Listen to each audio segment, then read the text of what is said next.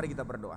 Bapa di surga, terima kasih sekali lagi kami bersyukur untuk kasih setiamu yang telah memberkati kami untuk boleh ada di tempat ini sampai pada pagi hari ini di dalam undangan Tuhan untuk kami boleh bersama-sama beribadah.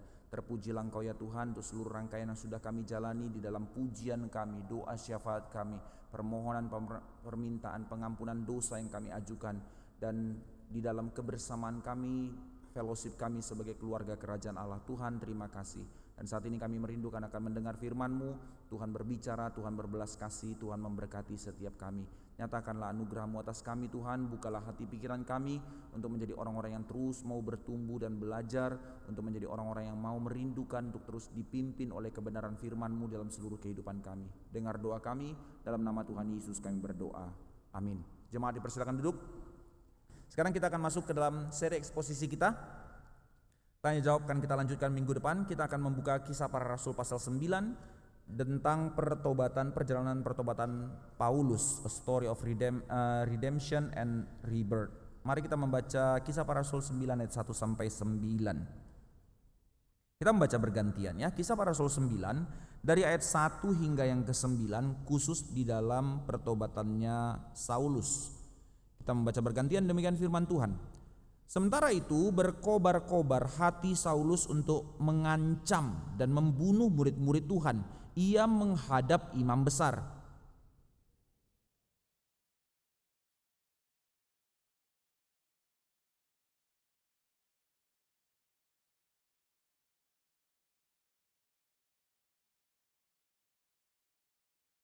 Dalam perjalanannya ke Damsyik, ketika ia sudah dekat kota itu, tiba-tiba cahaya memancar dari langit mengelilingi dia.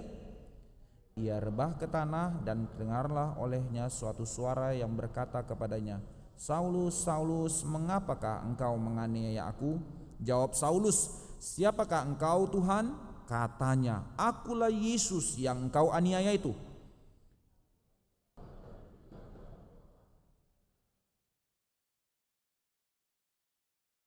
Maka termangu-mangulah teman-temannya seperjalanan, karena mereka memang mendengar suara itu, tetapi tidak melihat seorang pun juga.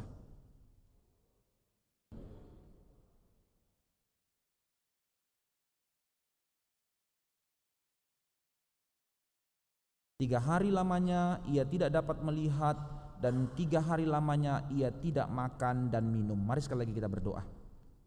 Bapa Surgawi, kami sudah membaca firman-Mu, kami minta belas kasih-Mu untuk memberikan kami pengertian dari apa yang sudah kami baca, untuk hati kami diselidiki oleh kebenaran yang begitu limpah.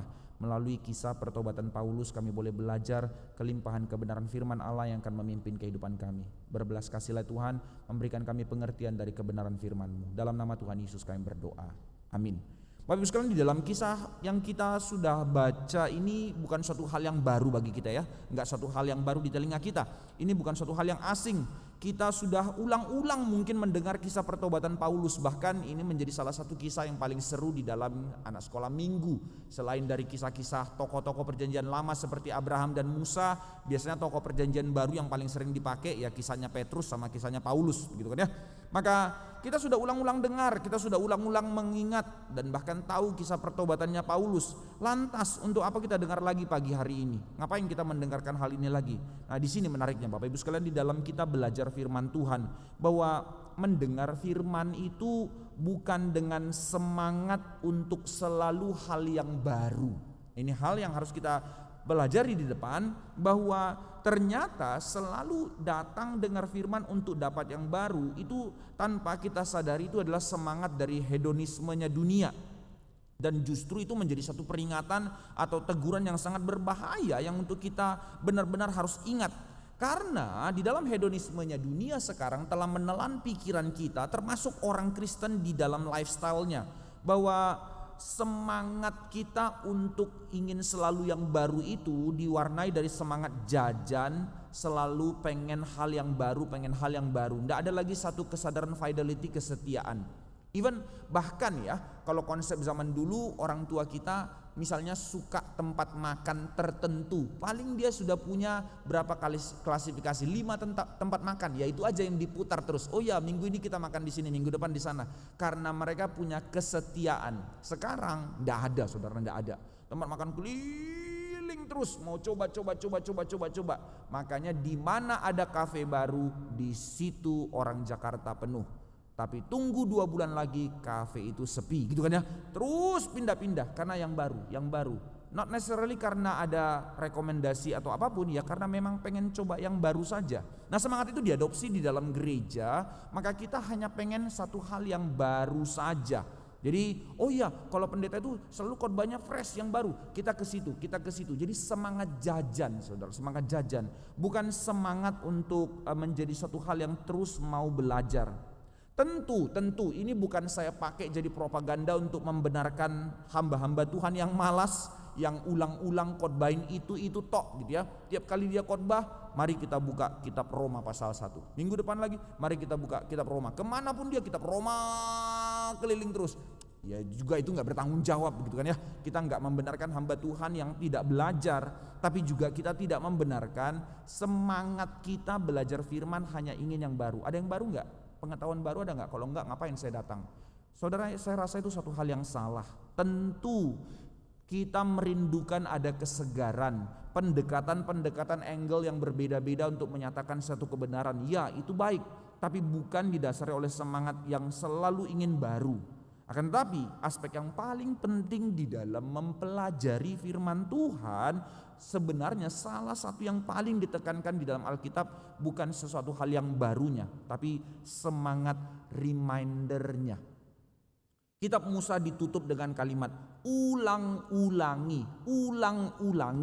Bahkan berkali-kali di dalam terang perjanjian lama, kalau kita lihat kitab Hakim-Hakim selalu melakukan ulang repetisi pertobatan.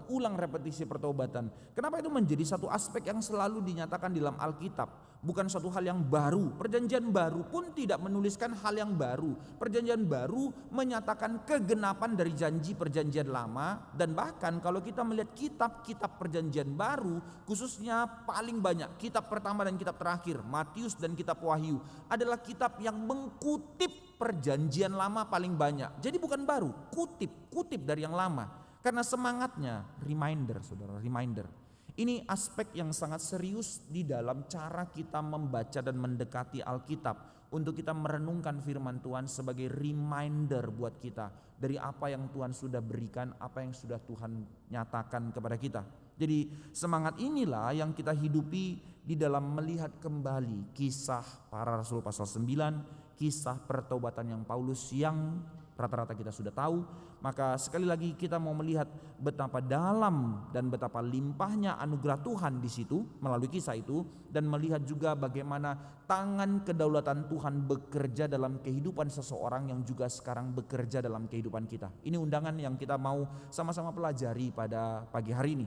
Jadi dari kisah para rasul 9 kita melihat kisah pertobatan, dan menariknya kita sudah mengulang-ulang di dalam pembelajaran sebelumnya, kisah pertobatan itu menjadi kisah yang diulang-ulang di dalam kisah para rasul. Karena gereja bertumbuh dan gereja mempengaruhi dunia melalui kisah-kisah pertobatan. Itu sudah kita pelajari. Maka dari pasal-pasal sebelumnya kita sudah melihat kisah-kisah pertobatan itu. Mulai dari pasal 2, kisah pertobatan umat Tuhan di Yerusalem secara massal. Lalu diteruskan dengan kisah pertobatan menyebarlah Injil setelah penganiayaan terjadi, menyebar ke Yudea. Lalu ke Samaria dari para diaken yang mengabarkan Injil.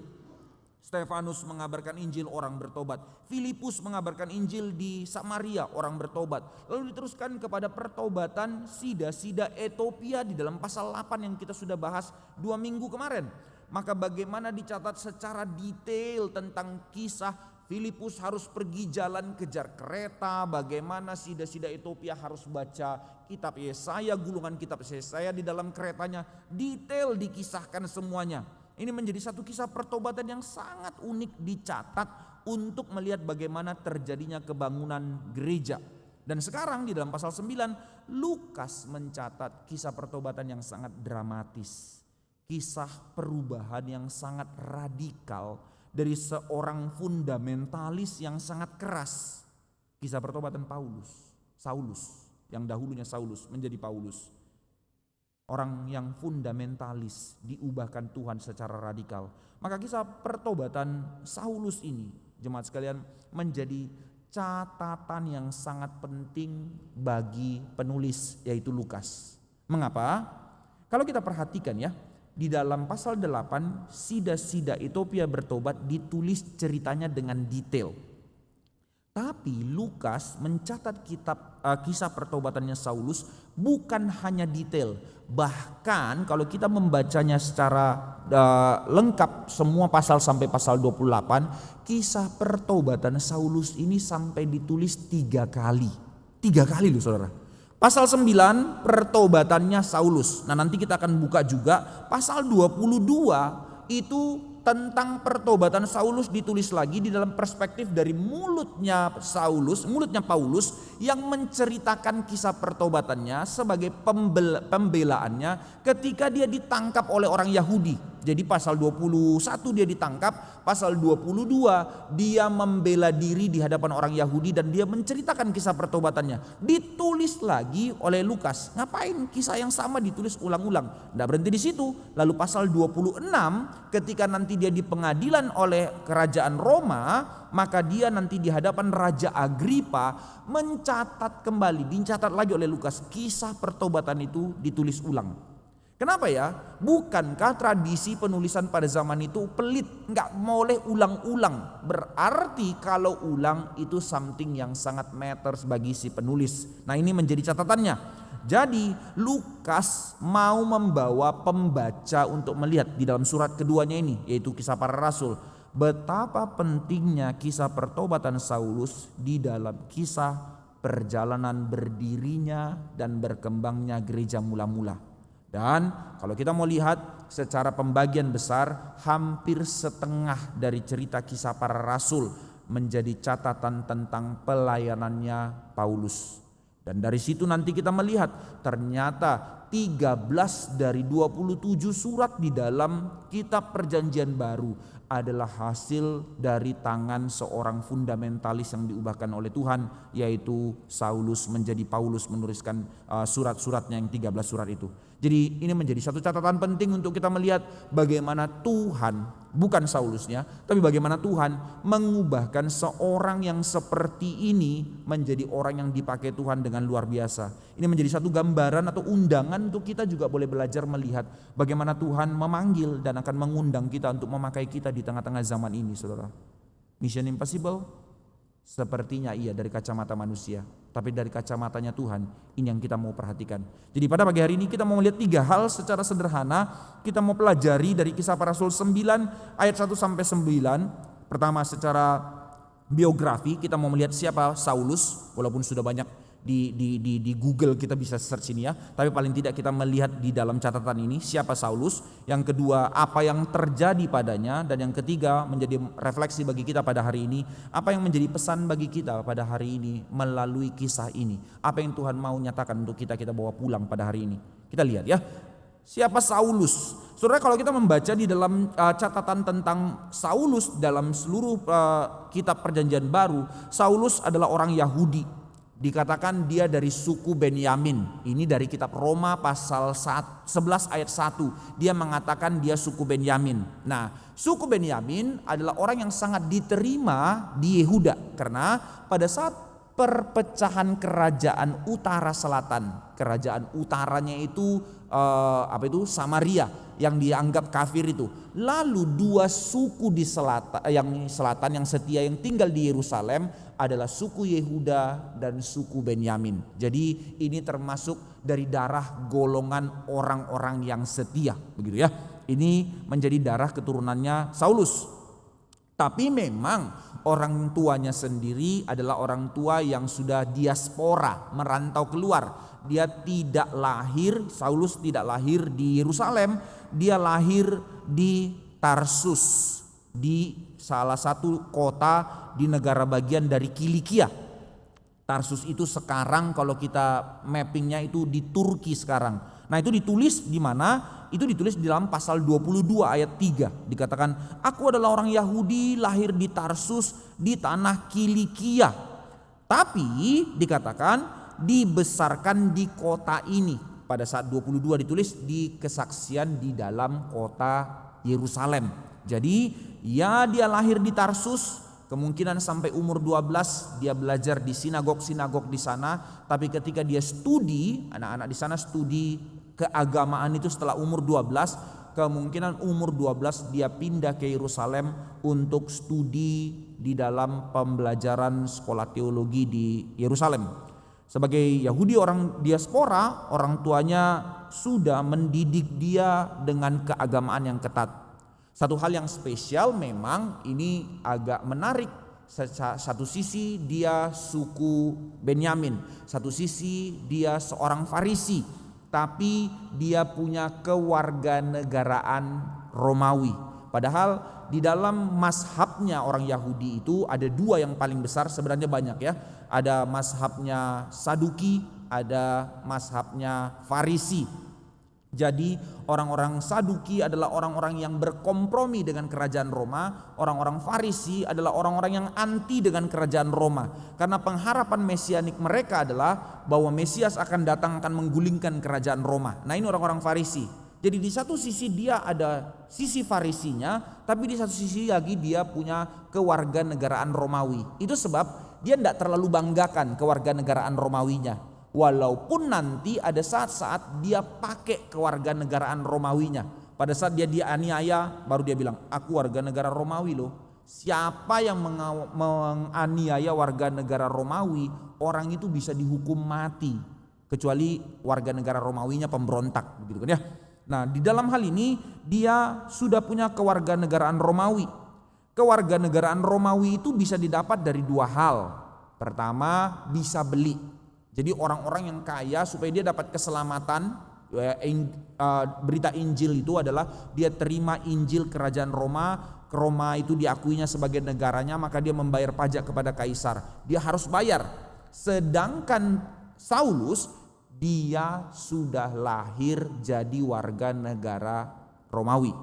Jadi kemungkinan entah papanya, entah kakeknya yang beli pertama atau dulu jadi bagian dari aparatur negara sehingga otomatis keturunannya jadi keluarga yang digolongkan warga negara Romawi.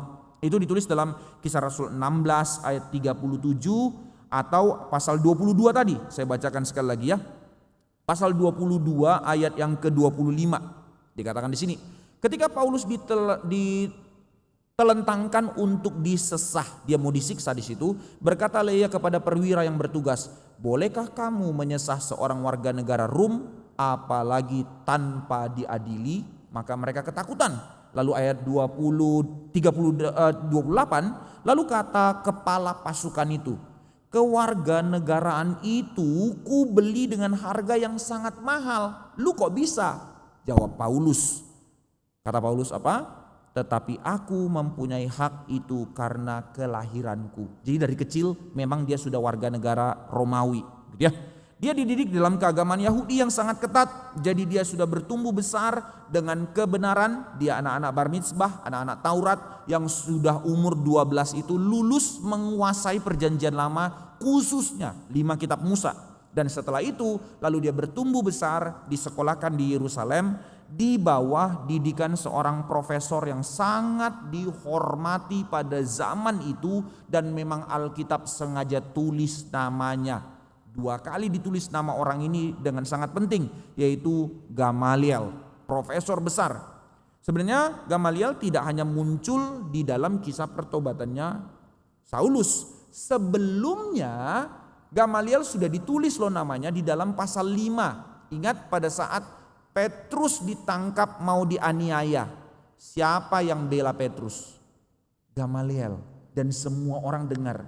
Gamaliel bilang, jangan buru-buru matikan dia, biarkan nanti waktu yang membuktikan apakah yang dikatakannya itu kebenaran atau tidak. Semua orang dengar loh, padahal dia bukan kepala imam, tapi imam-imam dan imam kepala mau dengar nasihat orang ini karena dia dibilang seorang abdi Allah yang sangat besar. Jadi kalau dia ngomong itu sangat penting. Nah, jadi kalau mau jadi muridnya itu orang-orang tertentu yang sangat jenius, maka Saulus salah satunya di bawah didikan Profesor Gamaliel pada saat itu.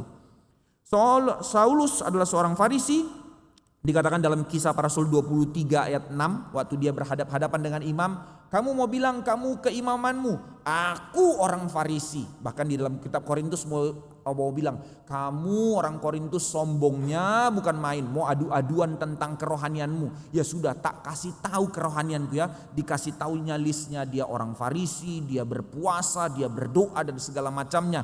Tidak ada yang bisa lawan kesetiaan orang ini. Totally submit kepada cara ibadah agama yang sangat luar biasa. Ini dia. Maka seorang yang sangat terdidik, seorang Saulus, orang yang sangat terdidik, dia pekerja keras, dicatat demikian.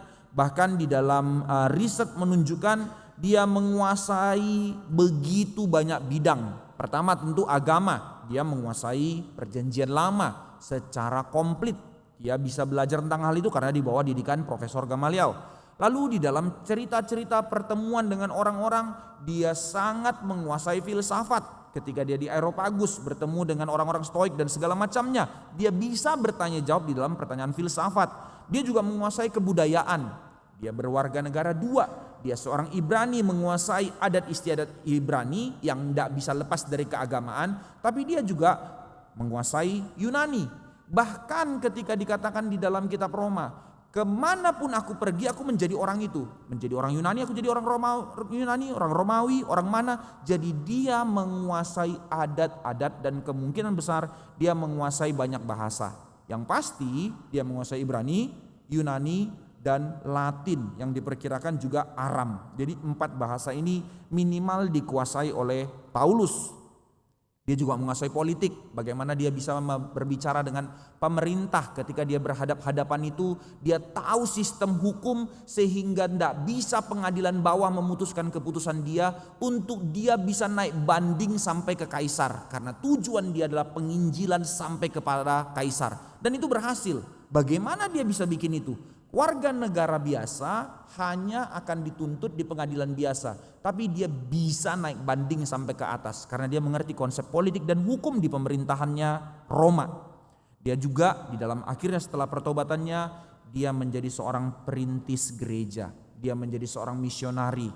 Perjalanan pelayanan penginjilan dari kota ke kota dilakukannya.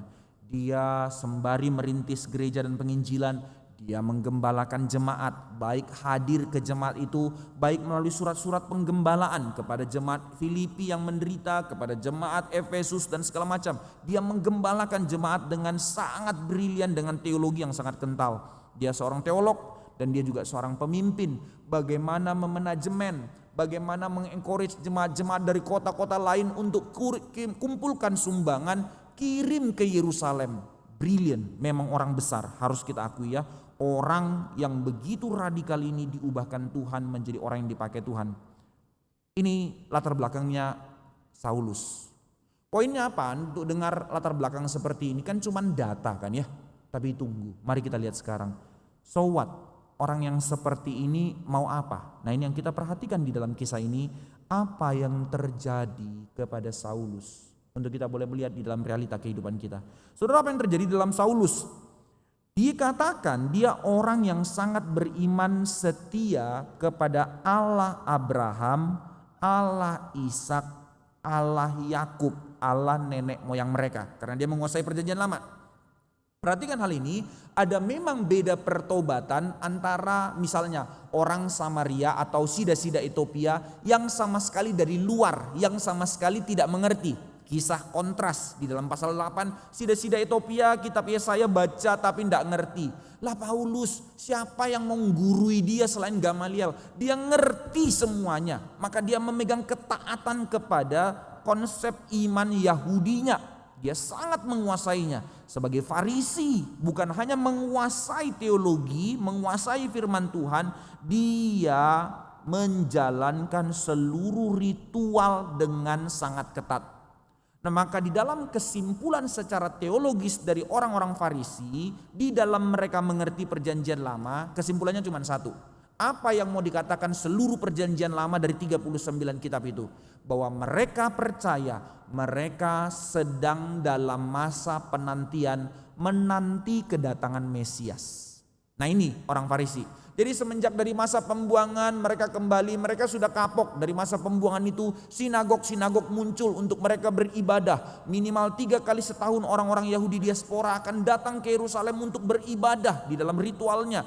Untuk mereka taat kepada Tuhan sambil menantikan kedatangan Mesias. Nah, menariknya konsep mesianik di dalam keyahudian khususnya dari garis Farisi adalah mereka menanti Mesias dalam konsep politik dan militer. Yang mereka harapkan adalah bahwa akan datang Mesias seperti kerajaan Daud yang akan menguasai seluruh dunia dan akan menghancurkan kerajaan-kerajaan besar. Yang mereka harapkan tentu pada saat itu kerajaan Romawi yang sudah 150 tahun gak terkalahkan. Ini akan dihancurkan waktu Mesias datang. Jadi mesianik mereka mindsetnya ya kerajaan Daud dipulihkan. Itu sebab nanti waktu Yesus datang bilang Mesias ya tidak diterimalah. Karena mesianik model apa itu tidak masuk hitungannya mereka.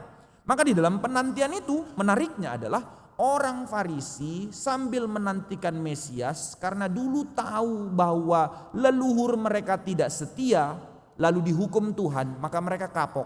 Maka mereka menciptakan aturan demi aturan untuk mereka jalankan sebagai cara mereka menuntut diri dalam kesalehan dan giat di dalam jalan Tuhan.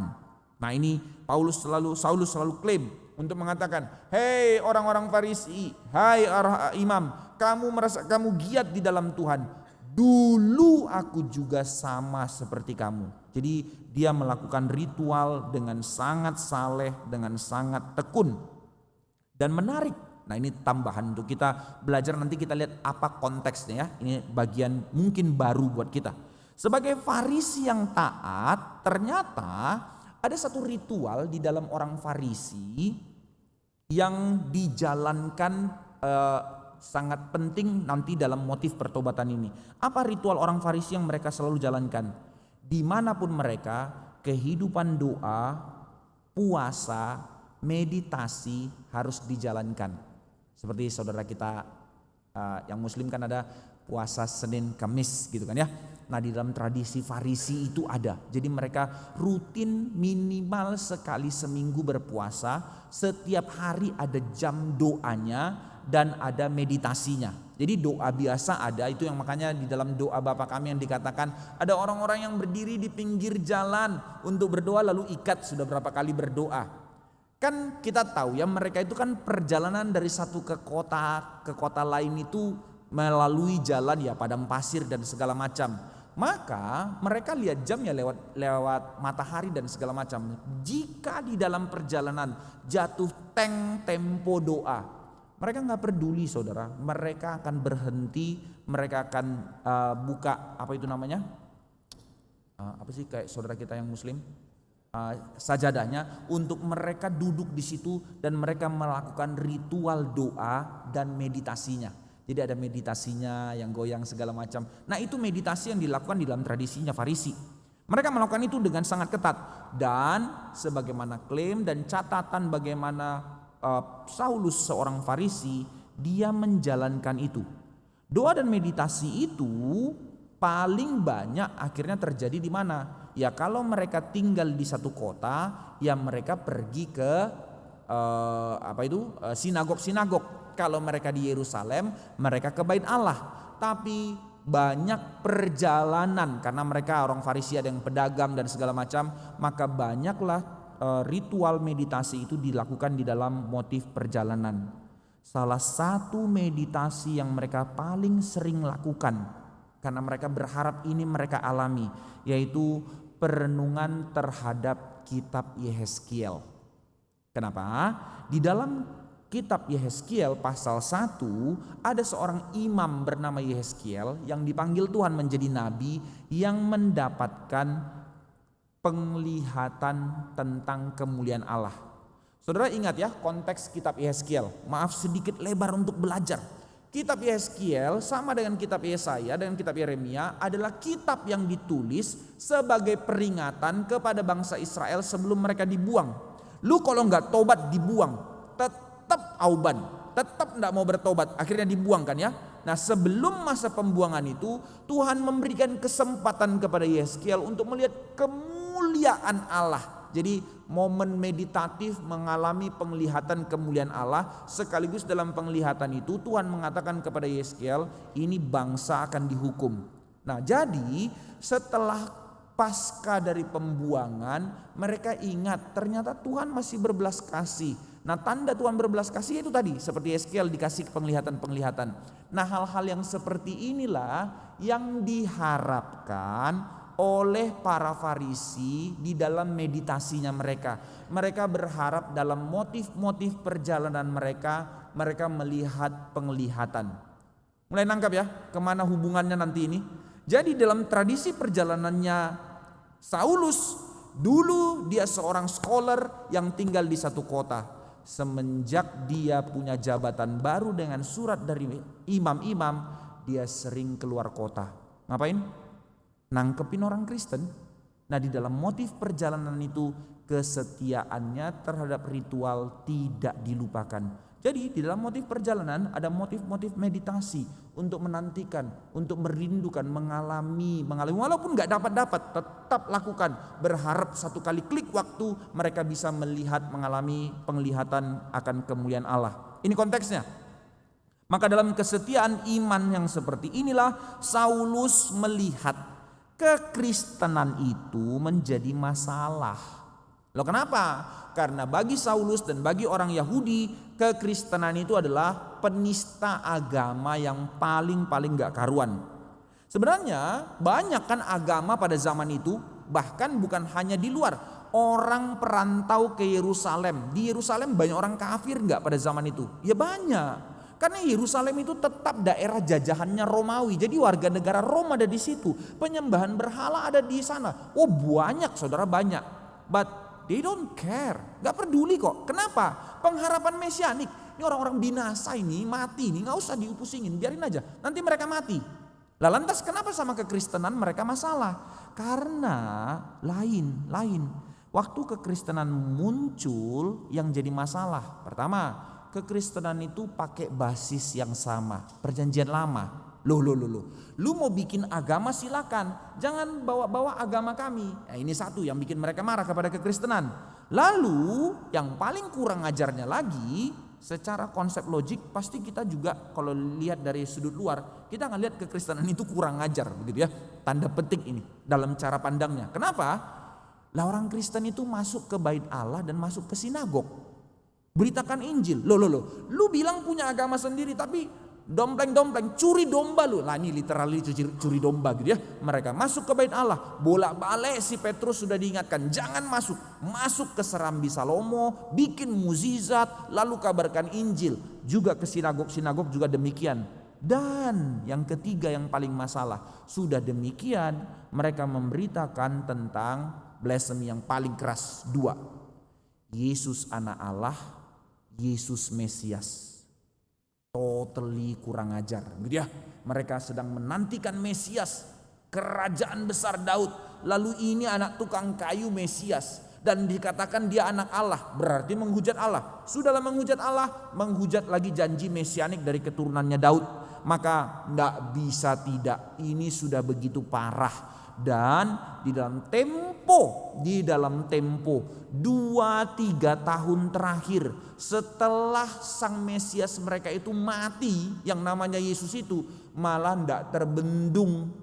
Hari pertamanya saja 3.000 orang bertobat. Berarti orang Yahudi makin banyak disesatkan. Apa kekhawatiran mereka? Lah pembuangan datang lagi nanti, mati kita. Dulu sudah diingatkan sama Yehezkiel, jangan, lalu tetap ngotot, dibuang. Lah sekarang ribuan orang lalu percaya kepada Mesias palsu. Sebenarnya pada zaman Yesus, Mesias palsu itu banyak sekali. Ya kalau kita baca Deuterokanonika, peristiwa Makabe dan segala macam itu kan pengakuan-pengakuan terhadap mesianik palsu. Tapi masih bisa dipercaya karena modelnya militer. Jadi ada yang berperang kepada kerajaan Roma, lalu mereka berperang, mereka menang, kerajaan Romanya sakit kepala, nggak bisa kalahin. Lah ini tukang kayu, nggak punya prajurit, nggak punya moneter, nggak punya senjata perang dan segala macam, mengaku Mesias. Ngikut lagi. Jadi menurut Saulus dan seluruh para imam, orang-orang Yahudi yang jadi Kristen itu adalah orang-orang yang paling super dungu begitu. Nggak ada kualifikasinya lagi untuk bisa diterima, and yet ribuan orang bertobat. Nah ini konsepnya. Maka setelah itu dengan darah mudanya, di dalam kecintaan besarnya terhadap iman keyahudiannya, di dalam kesadaran ketakutannya orang Yahudi akan dihukum Tuhan lagi. Jadi hatinya itu genuine, baik, tapi salah pengertian. Nah ini yang jadi masalah. Maka dia merasa ndak bisa. Harus ada yang bangkit, harus ada yang pasang badan untuk jadi apa? Front pembela Yahweh. Kenapa harus Saulus? Menarik. Ada dasarnya saudara. Bagaimanapun, walaupun antara Yahudi dengan Yahudi, orang Yahudi ndak boleh sembarangan membunuh. Kenapa? Atau menganiaya. Kalau itu warga negara Romawi, bagaimana? Kan nggak boleh sembarangan. Misalnya imam, oh ini penista agama, lalu tangkap orang ini. Yang nangkap nggak tahu itu warga negara Romawi, maka dia langsung dihukum mati. Saulus tahu ini, maka dia tahu yang paling aman itu, yang harus pasang badan itu siapa? Ya saya. Saya Farisi, punya kualifikasi. Saya mengerti perjanjian lama, punya kualifikasi. Saya menguasai kebenaran, punya kualifikasi. Tapi kalau tangkap, saya warga negara Romawi juga, punya kualifikasi. Jadi kalau terjadi pertikaian itu, yang pertama kali tidak mungkin saya langsung dihukum mati. Saya akan diadili dan pengadilannya berimbang. Saya bisa menyatakan kenapa saya harus bunuh walaupun itu, atau aniaya walaupun itu warga negara Rom. Saya juga Rom sama Rom, aman. Yang kedua, dia penista agama. Jadi ada dasar yang kuat. Maka memang orang yang paling proper, masih muda lagi, mengerti segala sesuatu. Tidak susah untuk para imam kasih SIM, surat izin menganiaya kepada Saulus. Kemanapun dia pergi, bebas untuk tangkap orang Kristen. Karena sudah terlalu besar penghinaan atau penistaan agama yang mereka lakukan. Ini pandangannya. Nah sekarang kita melihat secara teks per teksnya ya, apa yang terjadi kepada Saulus. Pasal 9 ayat 2. Meminta surat kuasa daripadanya kepada para imam untuk dibawa kepada majelis-majelis Yahudi di Damsyik, supaya jika ia menemukan laki-laki dan perempuan yang mengikuti jalan Tuhan, ia menangkap mereka dan membawa mereka ke Yerusalem. Kenapa dikatakan minta surat di Damsyik? Karena untuk seluruh daerah Yerusalem dan Yudea itu masih kekuasaannya mereka, tidak perlu surat. Dia sudah diizinkan untuk tangkap semua. Tapi kalau urusan keluar, bahkan ini sudah hitungannya luar negeri, Damsyik bukan lagi bagian dari teritorinya mereka, maka dia butuh surat untuk masuk nanti ke sinagog-sinagog, sehingga sinagog-sinagog kepala imamnya lihat, oh ya ini otoritas, oh ya ini otoritas, gitu ya. Maka dia minta surat kuasa dari imam besar untuk dapat otoritas mengadili para penista agama itu. Dan menarik saudara, sampai saat itu belum ada nama yang pasti untuk pengikut Kristus. Di dalam Kisah Para Rasul 2 disebut jemaat mula-mula, disebut para pengikut Kristus. Di dalam Kisah Para Rasul 9 sampai nanti masih belum tepat namanya, sampai pasal 22 masih disebut para pengikut jalan Tuhan. Itu slogan untuk orang Kristen. Walaupun di pasal 11 pertama kali orang pengikut Kristus disebut Kristen. Jadi olok-olok itu, tapi belum semua orang mengklaim menjadi Kristen karena masih certain itu olok-olok. Jadi orang Kristennya sendiri belum mau menerima itu. Sampai Paulus bilang, aku bermegah karena itu kemuliaan bagiku kalau aku menderita karena Kristus. Gitu ya. Jadi sampai pada saat itu belum ada nama yang jelas untuk pengikut Kristus, maka disebutlah mereka pengikut jalan Tuhan. Lalu apa yang terjadi setelah dia mendapatkan surat itu? dia menjadi penganiaya jemaat. Dijelaskan lebih jelas di dalam pasal 22 ayat 4. Dan aku telah menganiaya pengikut-pengikut jalan Tuhan sampai mereka mati. Sangat clear. Jadi Saulus mengakui dia bukan hanya menganiaya sampai mati.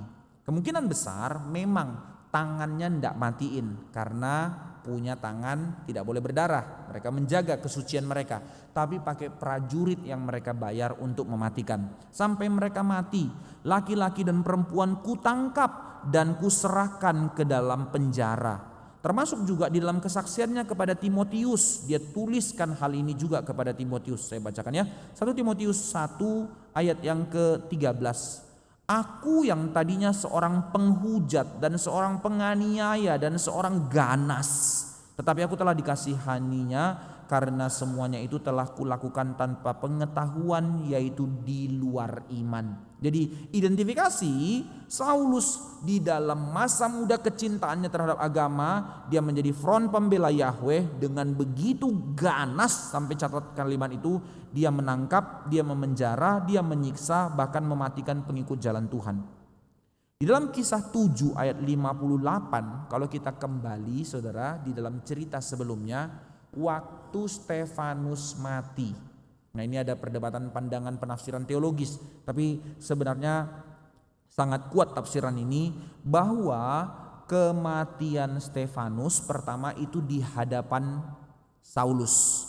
Dan tidak hanya itu, Kisah 7 ayat 58, saya bacakan deh biar kita lihat benar-benar. Mereka menyeret Stefanus keluar kota lalu melemparinya. Dan saksi-saksi meletakkan jubah mereka di depan kaki seorang muda yang bernama Saulus. Nah, tafsiran kedua bahwa kata jubah diletakkan di kaki Saulus untuk meminta izin.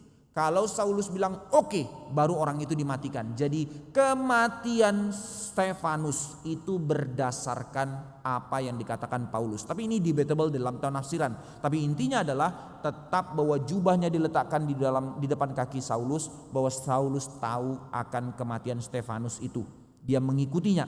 Jadi Saulus membawa sejumlah orang untuk berkeliling dari kota ke kota untuk menangkap, menyiksa, memenjarakan, dan membawa orang ke Yerusalem, orang Yahudi tentunya yang sudah menjadi Kristen, untuk disuruh menyangkali iman, jika tidak dimatikan. Nah, ini konsepnya. Makanya Stefanus itu kan tidak buru-buru dimatikan, disuruh sangkali iman. Stefanus tidak mau, maka dirajam batu. Pasal 9 ayat 3, lanjutan dari ayat 2-nya. Apa yang dikatakan? Maka dalam perjalanannya ke Damsyik, ketika ia sudah dekat kota itu, tiba-tiba cahaya memancar dari langit mengelilingi dia.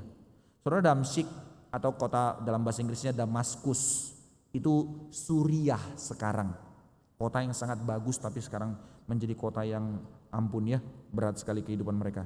Kira-kira ini terjadi pada tahun 33 sampai 35 Masehi. Jadi baru kekristenan itu 2-3 tahun perjalanan. Jadi penganiayaan sudah muncul.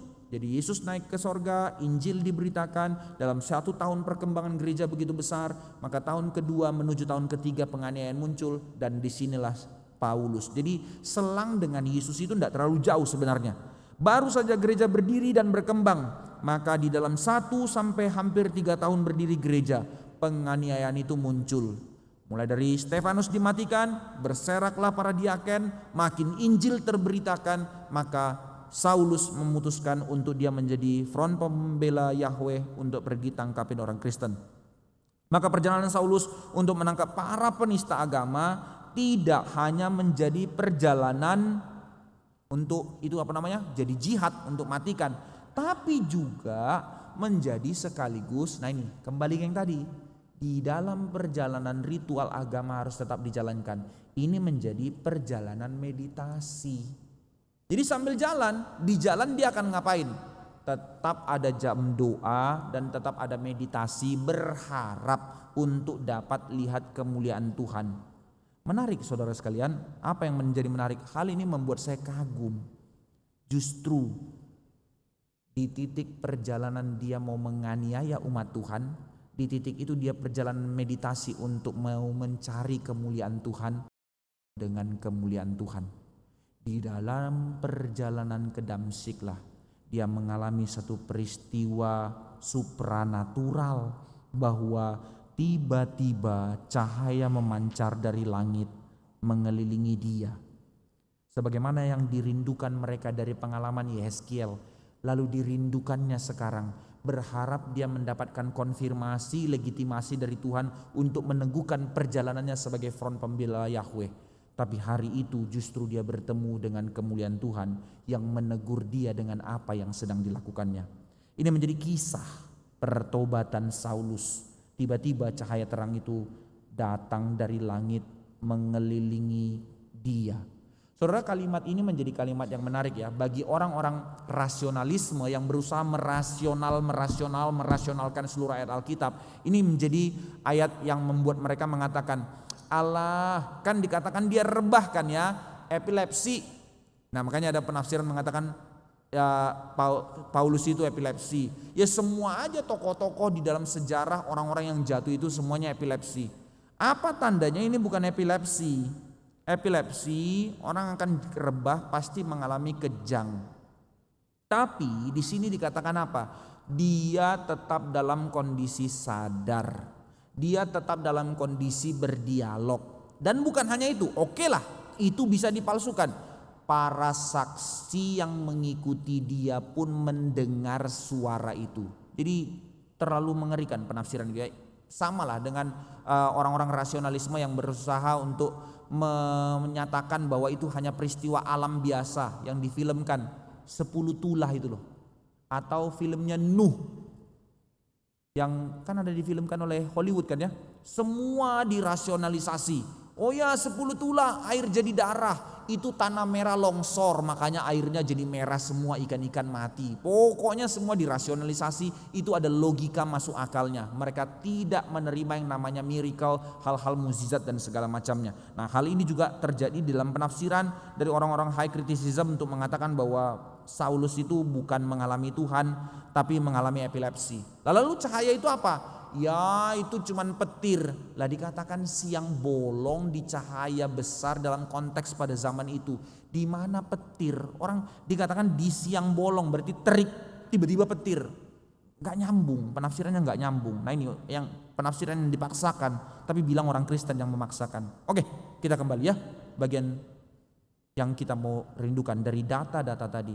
Mari kita memperhatikan saudara sekalian di dalam ayat 6. Setelah dia jatuh dikatakan, bangunlah dan pergilah ke dalam kota, di sana akan dikatakan kepadamu apa yang harus kamu perbuat.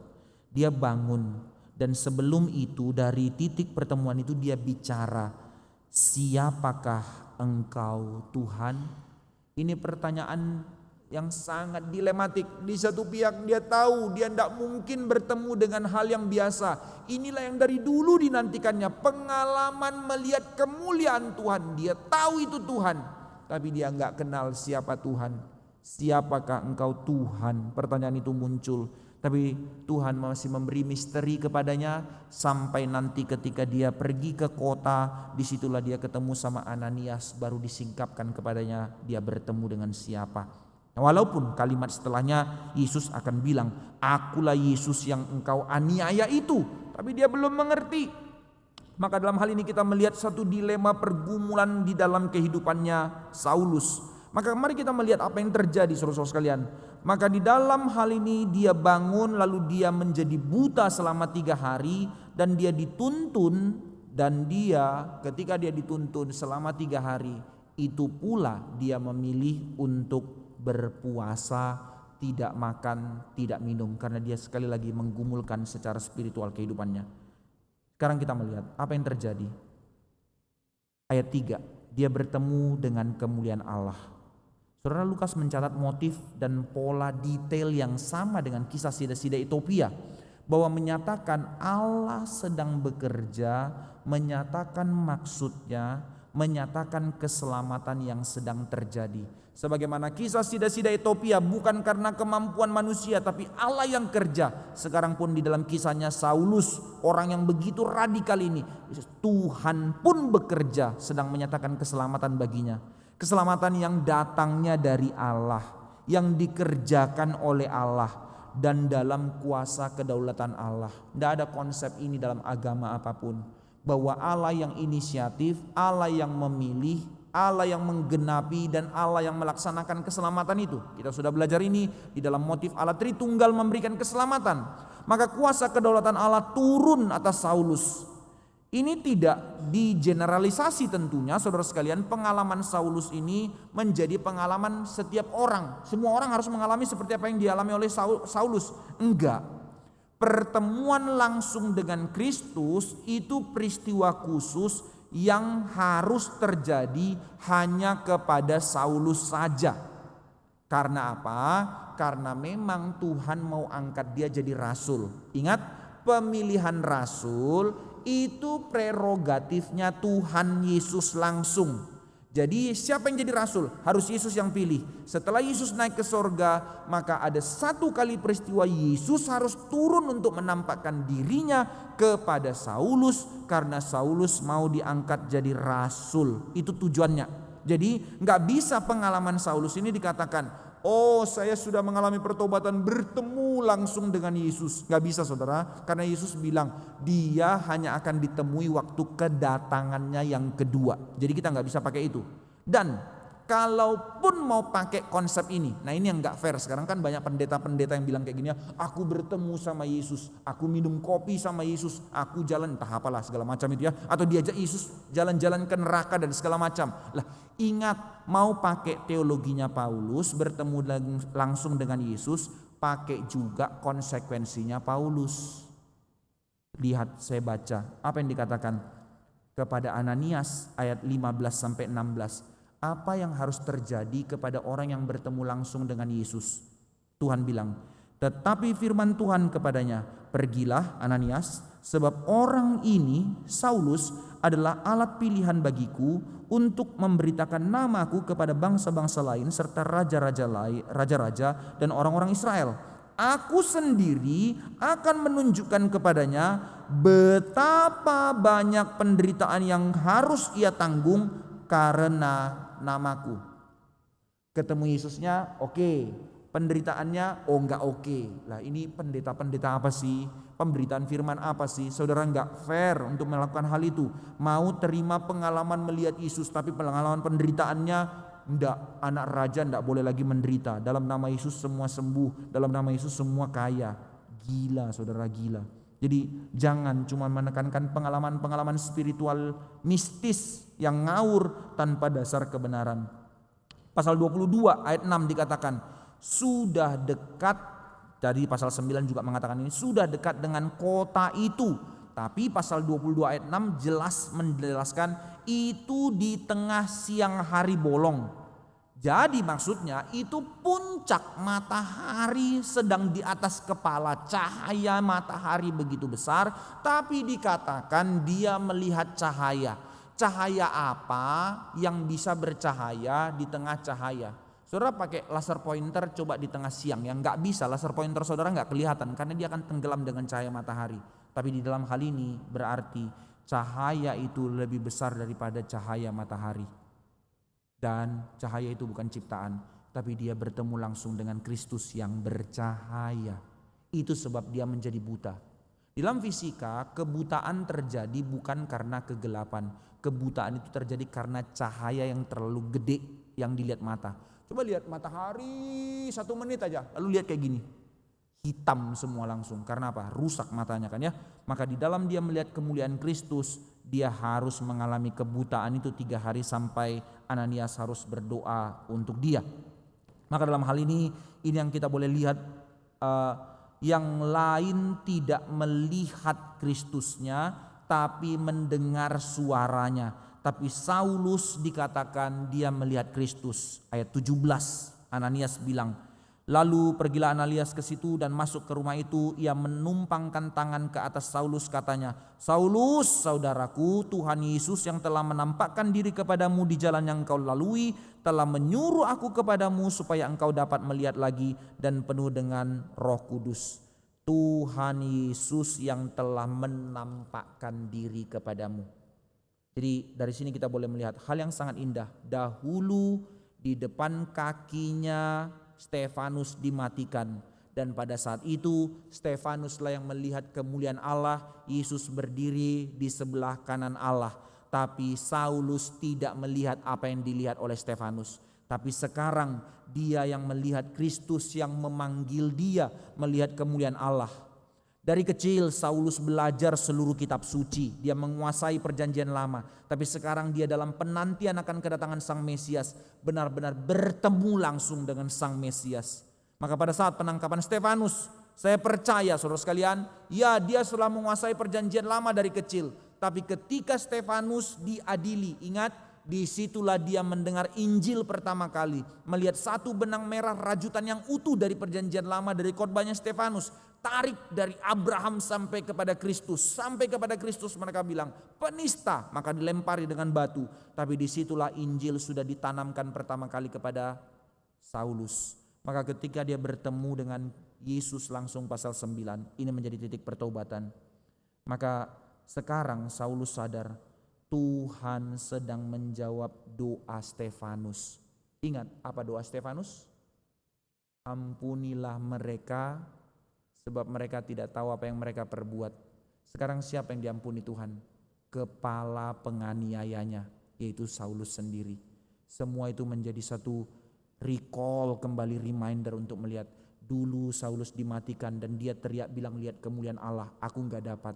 Sekarang aku yang didoakan untuk diampuni, sekarang aku yang diampuni dan aku melihat kemuliaan Allah. Satu anugerah yang begitu besar. Maka penutup, apa yang kita boleh pelajari saudara, menjadi kesimpulan dari renungan ini? Apa yang kita pelajari? 4 hal. Pertama, melalui kisah pertobatan seorang Saulus, orang radikal yang tidak masuk akal ini, apa yang kita boleh lihat? Bahwa Allah kita adalah Allah yang berdaulat. Ya, bolak-balik ke situ. Saudara, mari perhatikan dengan rendah hati. Melalui narasi kita boleh belajar untuk benar-benar menyadari, mengerti, dan mengalami kedaulatan Allah. Di dalam kedaulatan Allah, seorang penganiaya besar tidak akan bisa mengerjakan apa yang diinginkannya kalau Tuhan tidak mengizinkannya. Bahkan di dalam kedaulatan Allah, seorang penganiaya besar seperti Saulus yang tidak mungkin punya alasan untuk bisa bertobat, tapi dalam kedaulatan Allah Tuhan mengubahkannya. Allah yang inisiatif memilih dia, dikatakan kepada Ananias, Allah yang inisiatif menyelamatkan dia, bukan karena andil dari manusia, bukan karena kemampuan orang untuk persuasif mengubahkan dia, bukan karena dia sendiri yang punya kapasitas untuk kebaikan yang diterima oleh Tuhan sehingga dia boleh diselamatkan. Tidak, saudara sekalian, tidak. Saulus diubahkan oleh Tuhan sendiri. Jika bukan karena karya Roh Kudus, tidak mungkin orang seperti ini berubah. Penganiaya jemaat. Dua hal yang kita boleh lihat dari kedaulatan Allah dalam hal ini. Saudara, apa alasanmu untuk terus mengatakan, aduh jangan kabarkan Injil sama orang ini, jangan kabarkan Injil. Kalau Tuhan mau berdaulat untuk mengubahkan orang, Tuhan ubahkan. Kalau Tuhan mau ubah, Tuhan bisa ubah. Maka pertanyaan juga yang sama. Even Billy Graham mempertanyakan hal ini. Kenapa Tuhan pilih saya? Saudara, satu realita yang tidak masuk akal, seorang seperti Paulus. Tapi realita yang juga tidak masuk akal, orang-orang seperti kita yang tidak beres ini, even Tuhan pilih. Kalau bukan karena anugerah Tuhan yang mengubahkan kita, gak ada kita di tempat ini, saudara, gak ada. Inilah anugerah itu. Inilah gambaran dari pertobatan itu, bahwa benar-benar jalan yang bertolak belakang dari kehidupan kita yang melawan Tuhan menjadi kehidupan yang diubahkan Tuhan. Seperti Saulus dari perjalanan untuk pergi menganiaya umat Tuhan menjadi satu perjalanan bertemu dengan anugerah Tuhan. Cara Tuhan, saudara, kedaulatan Allah itu hidup. Termasuk dalam hal ini saya boleh pakai. Di dalam kedaulatan Tuhan banyak hal yang mungkin kita tidak ngerti, banyak hal yang sulit untuk kita terima dalam realita kehidupan kita. Tapi kalau dia sudah menyerahkan nyawanya untuk kita, kedaulatannya telah memilih kita untuk menyelamatkan kita, apalagi yang tidak dalam rancangannya. Allahmu, Allahku, Allah kita adalah Allah yang berdaulat. Percayalah dan berpeganglah kepada dia. Kedua, apa yang kita pelajari dari kisah pertobatan Saulus? Yang kedua, pertobatan itu, dari yang minggu lalu kita sudah belajar tentang pertobatan mengubah secara radikal di dalam komunitas, lalu harus di dalam kebenaran. Maka sekarang kita melihat aspek lain dari pertobatan melalui kisahnya Saulus. Pertobatan itu adalah divine kontak, pertemuan langsung dengan sesuatu yang divine, yaitu Allah itu sendiri. Yaitu pertobatan adalah mengalami Tuhan di dalam hidupmu, bertemu dengan Tuhan, bertemu dengan kemuliaannya, di mana hidup diubahkan menjadi manusia baru, berbalik kepada Allah. Titik pertemuannya bukan tentang pengalaman spiritual saya langsung ketemu dengan Yesus, tapi yang disebut dengan pertobatan adalah saya benar-benar mengalami secara radikal dalam kehidupan saya, bertemu dengan kasih Kristus, dipenuhi dengan kemuliaan Allah. Maka Allah sendiri yang datang menyelamatkan kita. Allah sendiri bukan pakai malaikat. Ini yang disebut dengan pertobatan, bahwa Tuhan tidak pakai uang untuk mempertobatkan orang, tidak pakai malaikat untuk mempertobatkan orang, tidak pakai mukjizat tanda untuk mempertobatkan orang. Tapi yang disebut dengan pertobatan sejati adalah pengalamanmu bertemu dan mengalami kasih Tuhan secara langsung di dalam firman-Nya. Ketiga, apa yang kita boleh pelajari dari pengalamannya Paulus pertobatan ini? Pertobatan yang sejati bukan hanya pengalaman mengalami Tuhan secara langsung, tapi juga mengalami yang namanya divine conviction. Yaitu apa, saudara sekalian? Ayat 4 dikatakan di situ, Saulus, Saulus, mengapa engkau menganiaya aku? 2 kali itu penekanan. Tadi kita baca di dalam pembacaan, Musa, Musa, Marta, Marta, Simon, Simon. Panggilan itu dengan 2 kali itu bicara tentang penekanan dan teguran. Sekarang ini menjadi teguran kepada Saulus. Saulus, Saulus, mengapa engkau menganiaya aku? Apa maksud kata ini, saudara sekalian? Apa alasanmu menganiaya aku? Itu pertanyaannya Yesus. Di dalam Yohanes 15 ayat 25 Yesus berkata bahwa mereka akan membenci aku tanpa alasan. Enggak ada reason sebenarnya yang kuat untuk alasan ini. Maka Saulus tidak bisa menjawab pertanyaan itu. Tapi pertanyaannya, mengapa Yesus mengatakan mengapa engkau menganiaya aku? Bukankah Yesus sudah naik ke sorga? Bukankah Yesus sudah pergi? Di mana Saulus bertemu Yesus? Tidak pernah ketemu kok. Di mana Saulus menganiaya Yesus? Dengan Saulus menganiaya jemaat Tuhan, itu berarti Saulus menganiaya Tuhan. Apa maksudnya? Divine conviction, saudara sekalian, bahwa orang percaya tidak pernah terpisahkan dari Kristus. Ini teologi yang harus kita pegang. Inilah penghiburan bagi kita. Hari di mana penganiayaan terhadap gereja Tuhan terjadi, itu berarti orang itu sedang berhadap-hadapan dengan Tuhan karena dia sedang menganiaya Kristus. Yesus benar-benar mengidentifikasikan dirinya dengan kita. Dia tidak pernah lepas dengan diri kita. Ini maksud pernyataan ini. Maka penderitaan kita di sini tidak hanya diketahui oleh Yesus di sorga, tetapi dia juga merasakannya, dia mengalaminya karena dia tahu dan dia bersama dengan kita. Itu sebab bersukacitalah di tengah-tengah air mata dan kesusahanmu, sebab Allahmu tahu akan hal itu dan dia bersama dengan kamu di dalam hal itu. Dosa terbesar manusia, saudara sekalian, bukan urusan moral.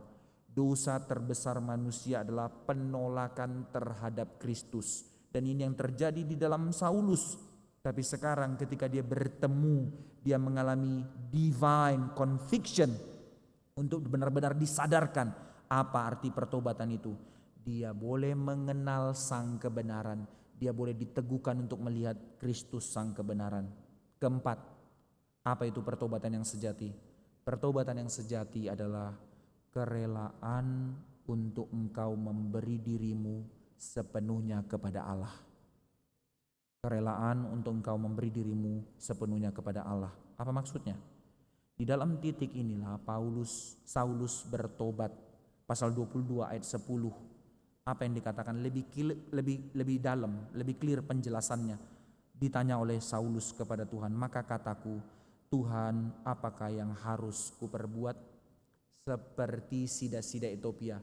Apakah alasan atau apakah halangan untuk aku dibaptiskan? Membuka diri. Pertobatan adalah membuka diri ke tengah komunitas dan kerelaan untuk memberi diri sepenuhnya di hadapan Allah. Saulus bertanya kalimat itu, apa yang harus kulakukan? Dia tidak menggunakan akal idenya mengerti perjanjian lama, tapi dia memberi diri, menyerahkan diri untuk sepenuhnya dipimpin oleh Allah. Maka Roh Kudus memimpin dia untuk mengalami pertobatan. Dan di sini kita melihat terang pertobatan. Saya bacakan ayat yang sangat tidak asing buat kita sebagai penutup bagi kita pada hari ini. Mari kita sama-sama membuka Filipi pasal 3 dari ayat 7 sampai 10. Saya bacakan buat kita semua, lalu kita membaca nanti ayat yang ke-10. Filipi 3, tanda dari pertemuan Saulus dengan Yesus dan mengalami pertobatan. Apa yang menjadi tanda pertobatannya? Filipi 3 ayat 7 sampai 10. Ayat 10 kita sama-sama membaca. Tetapi apa yang dahulu, dia manusia lama dahulu, sang penganiaya itu, merupakan keuntungan bagiku, sekarang kuanggap rugi karena Kristus. Malahan segala sesuatu kuanggap rugi karena pengenalan akan Kristus Yesus Tuhanku lebih mulia daripada semuanya. Oleh karena dialah aku telah melepaskan semuanya itu dan menganggapnya sampah, supaya aku memperoleh Kristus dan berada dalam Dia bukan dengan kebenaranku sendiri karena mentaati hukum Taurat, melainkan dengan kebenaran karena kepercayaan kepada Kristus, yaitu kebenaran yang Allah anugerahkan berdasarkan kepercayaan. 3 ya. Yang ku kehendaki ialah mengenal Dia dan kuasa kebangkitannya dan persekutuan dalam penderitaannya, di mana aku menjadi serupa dengan Dia dalam kematiannya. Saudara, inilah yang disebut dengan keselamatan yang dianugerahkan Tuhan kepada kita, menjadikan kita kaum pilihannya yang ditebusnya untuk jadi alat kemuliaannya. Sekali lagi, keselamatan tidak pernah demi tujuan yang egois, untuk diriku, yang penting aku sudah dibersihkan, yang penting aku masuk surga, yang penting aku diberkati dan seterusnya. Tidak, saudara. Tapi keselamatan yang dari Allah adalah untuk kemuliaan Allah, di mana Tuhan memilihmu, Tuhan mengubahmu, Tuhan membentukmu dan mau memakaimu untuk melayani Dia, untuk kemuliaannya sampai seumur hidupmu. Maukah engkau? Jika seorang seperti Saulus yang tidak masuk akal bisa diubahkan Tuhan, kenapa tidak dengan kita? Mari kita berdoa. Berbelas kasih atas kami gerejamu Tuhan, di dalam kesadaran kami bahwa Tuhan telah mempertobatkan kami, memilih kami, menyelamatkan kami, menebus kami. Bukan hanya tentang kepentingan kami, tapi tentang keberadaan pertobatan yang sejati untuk kami mengalami pengalaman dengan Tuhan, kesadaran akan kedaulatan Tuhan, kesadaran akan kebenaran yang akan memenuhi kami, menaungi kami, dan kerelaan kami untuk memberi diri kami sepenuhnya kepada Allah. Oh Tuhan, berbelas kasihlah. Biarlah kami sekali lagi mendedikasikan diri kami untuk mau Kau bentuk, mau Kau pimpin hidup kami, keluarga kami, pekerjaan kami, uang kami, seluruh hidup kami menjadi satu kehidupan yang total di hadapan Allah untuk kemuliaan Allah, untuk menyatakan kehendak Allah di tengah-tengah zaman ini.